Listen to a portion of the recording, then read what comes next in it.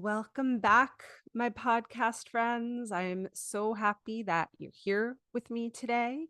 And before I jump into our episode, which is about the fear of being seen, I wanted to share that later in July, I'm going to be hosting a free 90-minute live training called How to Co-Create Better Results with Your Clients. And in those 90 minutes, we are going to be diving into and breaking down my signature behavioral model called the Wheel of Self-Sabotage. And I will tell you, I have taught this model of the Wheel of Self-Sabotage to many, many, many practitioners, and everyone loves it. It opens up so much.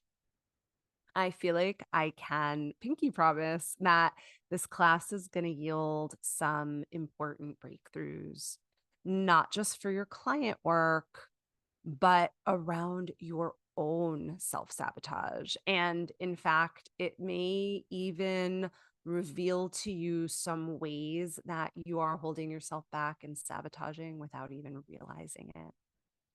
So I highly recommend coming to the class, registering, and claiming your seat if you want to go deeper into this topic of self sabotage. Join us, because what I'm going to be sharing in this training is must have content for anyone who works with humans or for anyone who is human and dealing with getting in your own way.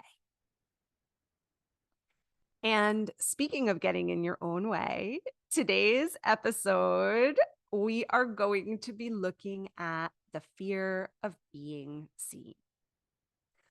I wanted to do an episode of the fear of being seen, or we can also call it the fear of visibility, because number one, it is such a common fear that comes up for our clients, no matter what area, arena we're working on: relationships, career, even health, money, etc. And more on all of that in a few minutes. But the other reason that I have been wanting to do an episode on the fear of being seen is because it is a top fear for many coaches, many leaders, teachers, transformational practitioners. In other words, us, you and me. And I know that the fear of being seen is a biggie for us that are holding space for others to grow, because I, over the last 20 plus years, have worked with so many coaches, therapists, leaders, transformational practitioners. And in, I'd say, most of those cases, there has been a fear of visibility. Well, to start us off, I'm going to illustrate all of this with a story about me. So, about a year into my coaching career, my coaching business, if you will, I had a colleague who I had become friendly with, and she was really excited about me and the work that I was doing. And she wanted to connect me with another colleague, with someone she knew. She thought that the two of us would gel together, that we could support each other in our businesses, and that we could partner together, maybe promote each other, etc. So she connected us. We set up a phone call because, of course, back then there was no video calling. There was only the old-fashioned telephone.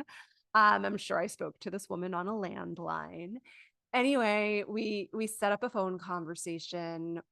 We got on the phone and we hit it off right away.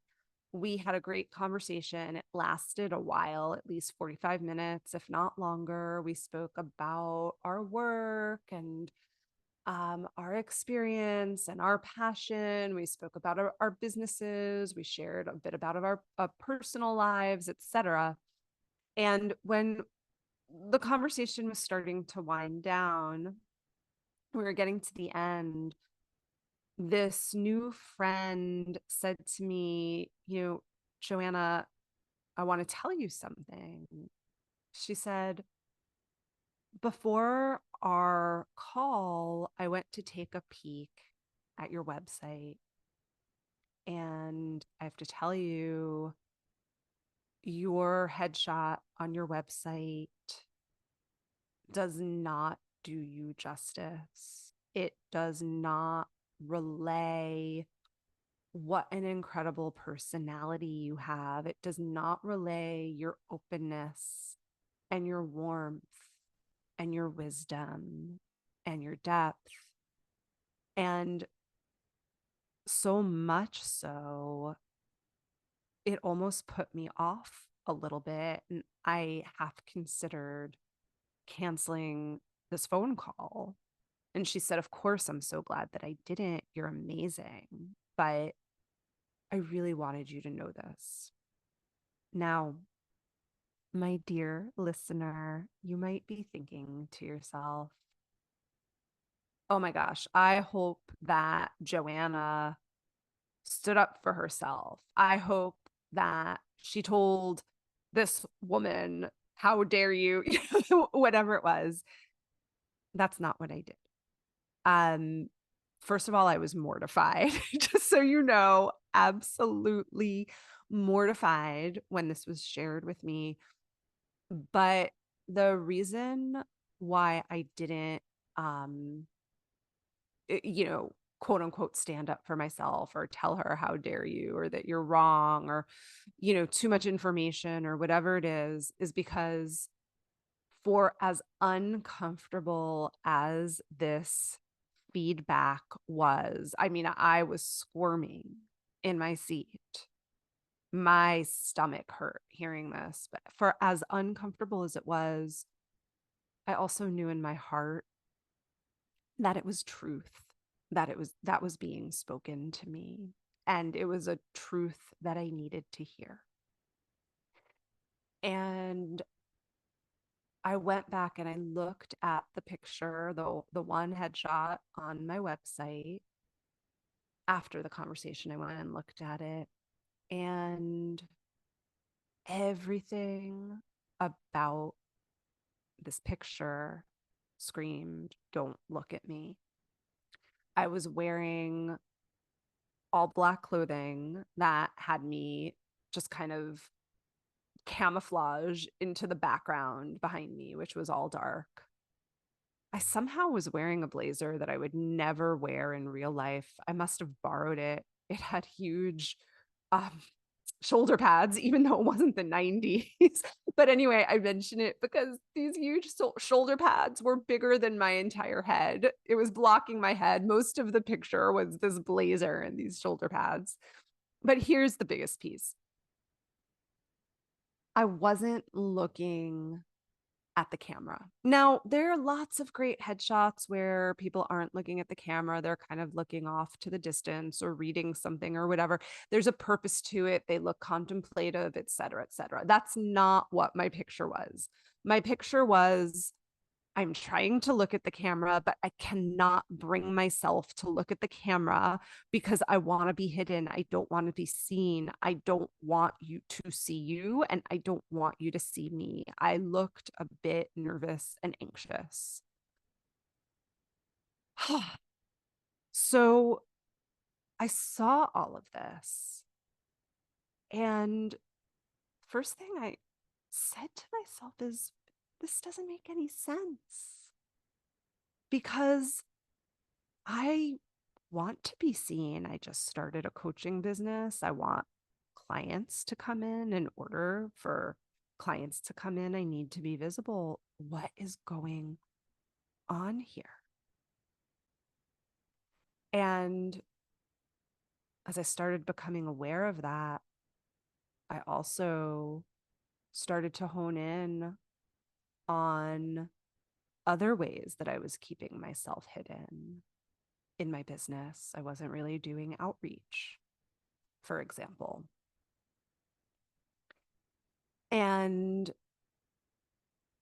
the more that I sat with it and did self inquiry around it, the more I could see that this fear of being seen was really, really strong inside of me. It was actually dictating many, many of my business actions, this fear. And as I looked even more deeply, what I was able to see is that this fear of being seen didn't start with my business at all. It went way, way back to before I was even born. My family has a history. I come from a Jewish background, and I have family members who were murdered for being seen, thrown out of their homes for being seen, etc. And I grew up with these stories, and my parents instilled these fears into me. And so, of course, it all came together for me. It made perfect sense that I would be bringing all of this into my business. And once I was able to see all of this, that's when I was able to really start working with this fear of visibility, with this fear of being seen, so that it wouldn't run the show in my business. And I am positive that I would not have the business that I have today, being able to serve thousands, had I not done the work around this fear. Now, I want you to know this is important. That wasn't the last time that I encountered the fear of visibility, not by a long stretch. It's not like I worked on it once, it was a once and done, and I'm cured, right? Never had the fear of being seen again. No, no, no. It still absolutely comes up for me sometimes. I still get scared of visibility. But because of all that work that I did on the fear, and because of the ongoing work that I do on my fear of being seen, the fear comes up, but it doesn't stop me in my tracks. It doesn't sabotage me. It doesn't run the show in my business. It doesn't really hold me back. I know how to be friends with my fear of being seen so that I can, number one, stay regulated even as the fear comes up. And then number two, so that I then have real choices about what I want to do so that this fear does not run my business. And I'll just give you one recent example of this. So some of you may know, some of you may have even been there. Back in May, I taught a free workshop and for the community, and we had almost 900 people registered for that workshop. We were just short of 900 people. That's a lot of people. And I was really nervous before that workshop. And I went into my fear of being seen and my fear of visibility.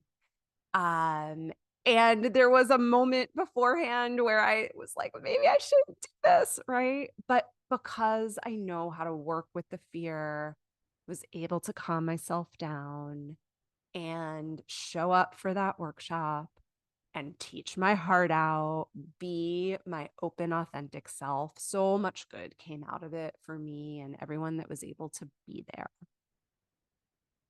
So, this fear of visibility or the fear of being seen can come up for you if you're a brand new practitioner or if you're in it 20 plus years, right? Like I have been.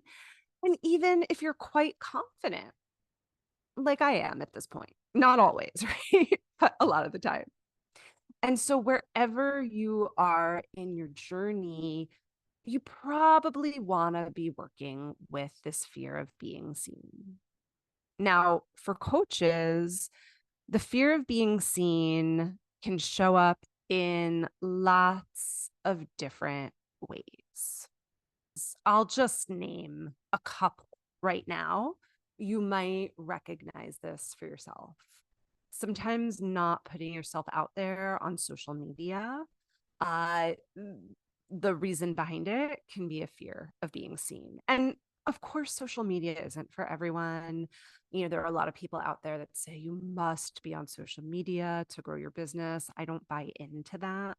But if you have parts of you have been wanting to really do social media, but you're just kind of not doing it, fear of being seen might be in there, or not sending out emails about your work or doing other kind of outreach to let people know about your work, or not making invitations into your work. Fear of visibility might be at the heart of that. If you aren't giving talks, putting yourself out there to give talks, setting up your own talks and inviting people to it.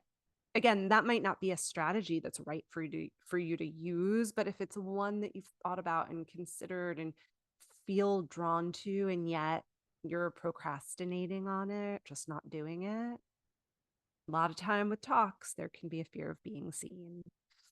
Anything having to do with headshots, like my story, putting pictures up, um, and I will share that I still have to push myself also to put more pictures up of myself on social media, for example, right?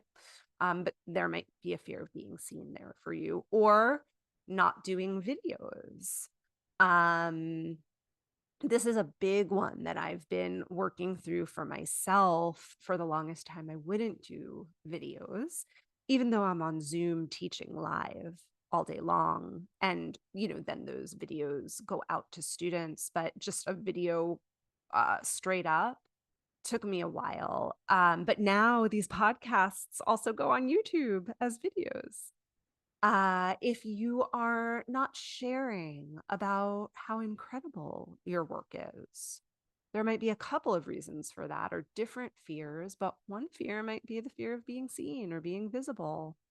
If you're not sharing testimonials, if you're not following up with prospects, sometimes being nervous on calls with clients themselves might be driven by that fear of being seen.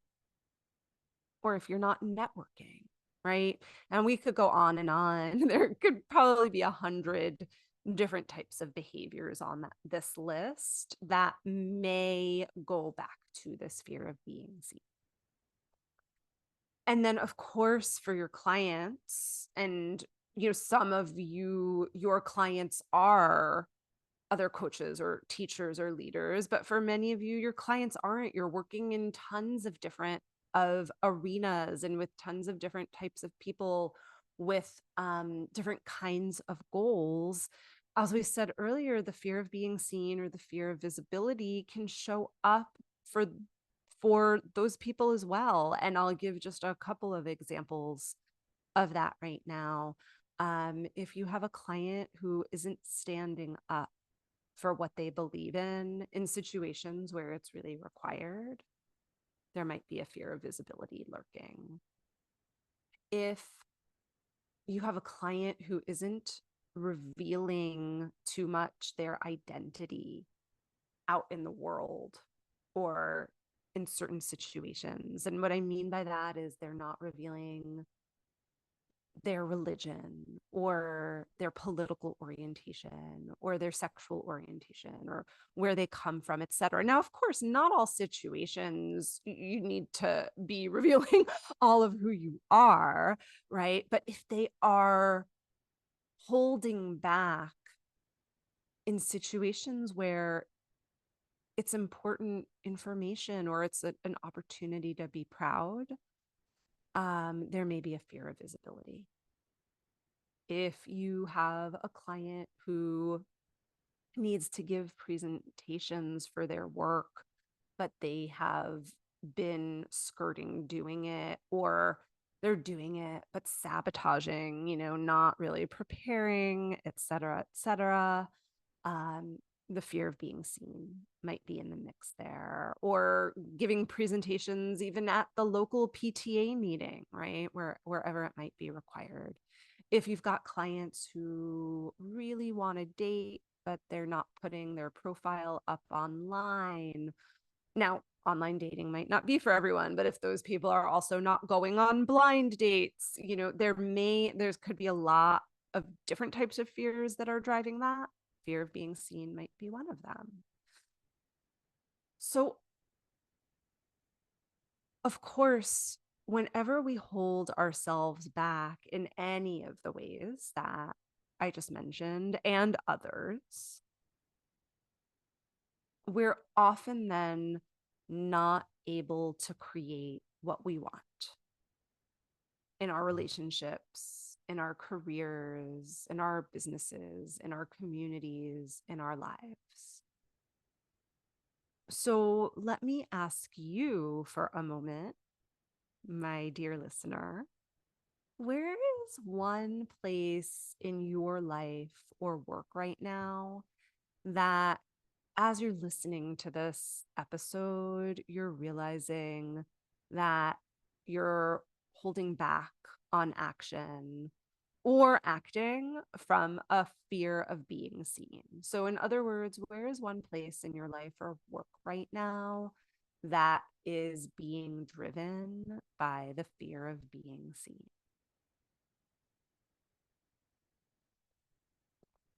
And what's the impact of that, of whatever those behaviors are that are being driven by a fear of visibility or a fear of being seen? What is it costing you?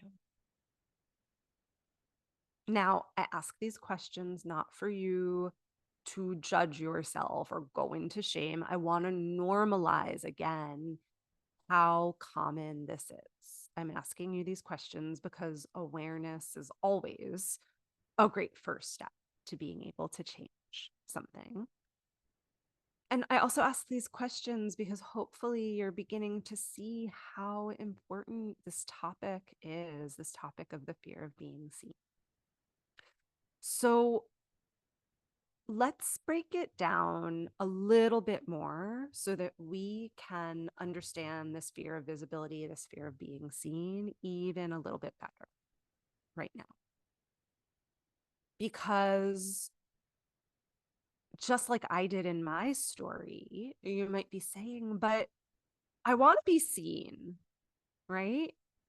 Because yes, on one level, all humans have a need to be seen. So why would there also be a fear of it?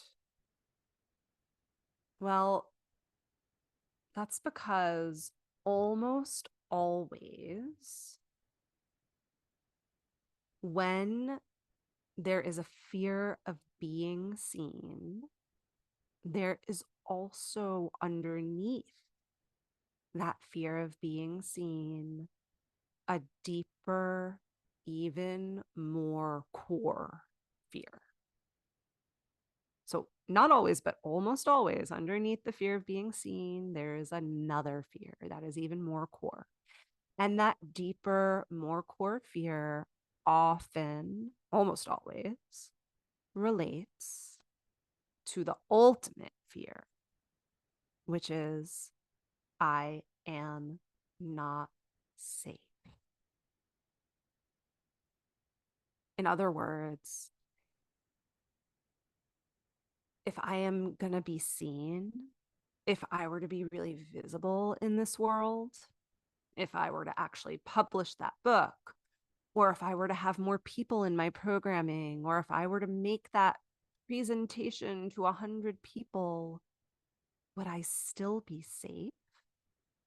Now, you might be listening to this right now and thinking, but Joanna, what the heck are you talking about?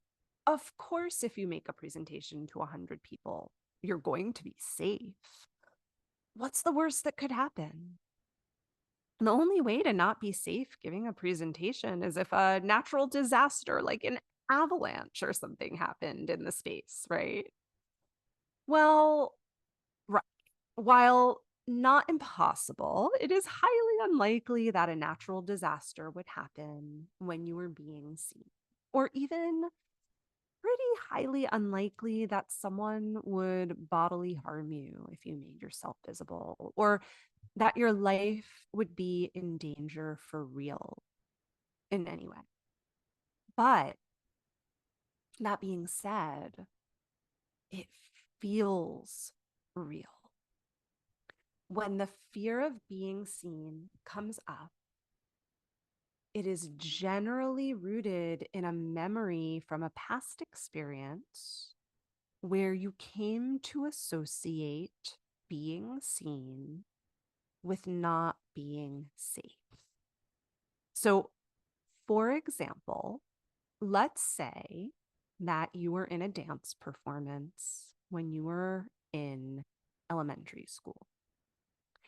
And after that dance performance, other kids ridiculed you. And because of that, you ended up feeling like a social pariah, or maybe even you were a social pariah for a couple of weeks or even longer. Well, in elementary school, being a social pariah may definitely not feel safe, right? You may feel like your survival is at stake if kids made fun of you for your dance performance. So now, years later, when you hold yourself back from giving a presentation, you're making that decision, the decision to not give the presentation based on the past memory and association, right? Just like how in the story I shared at the beginning of this episode, I had the association of being seen with not being safe from generational trauma, right? So that was an association that was created even before I was born, but I was projecting it on to my business.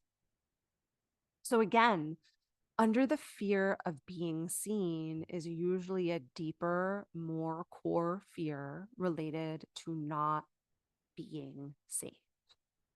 And that core fear might be the fear of being abandoned, for example, right?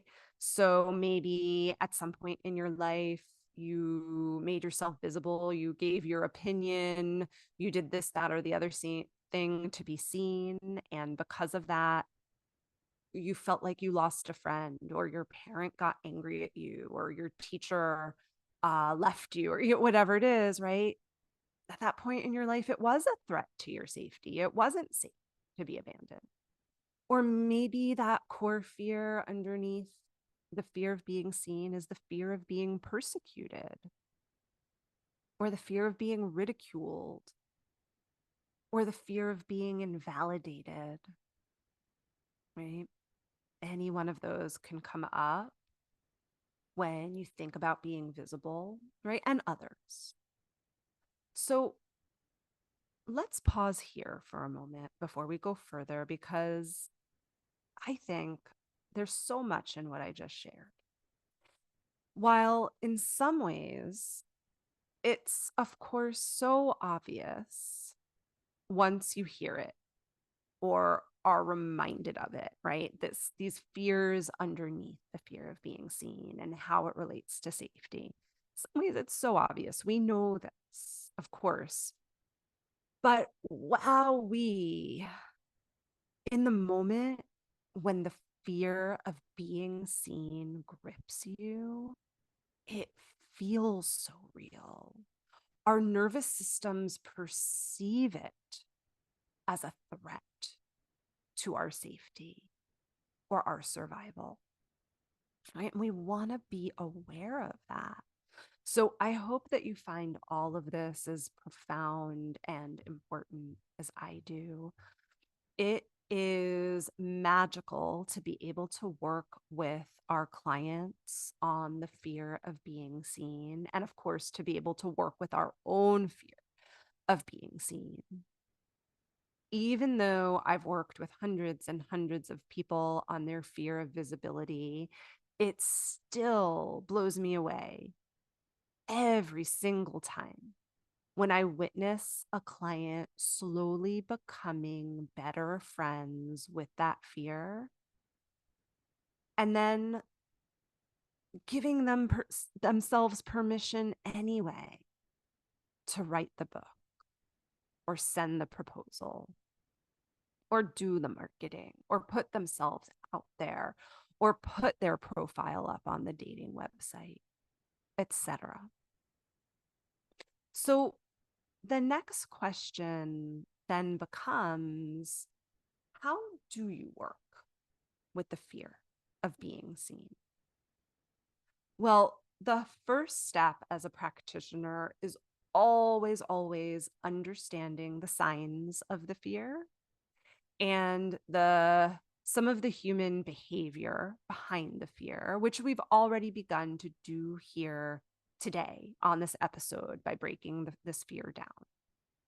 From there are powerful ways to work both cognitively and somatically with clients to be able to do what we call in the Sacred Depths Transformational Practitioner training, befriend the fear. We call it befriending the fear. If you want to learn more about the human behavior behind fear and some next really important practitioner principles for working with fear, definitely check out the very, very first episode of this podcast, of the Coaching Revolution podcast. I kicked off this entire project with episode 1 on working with fear, because it is one of my favorite topics.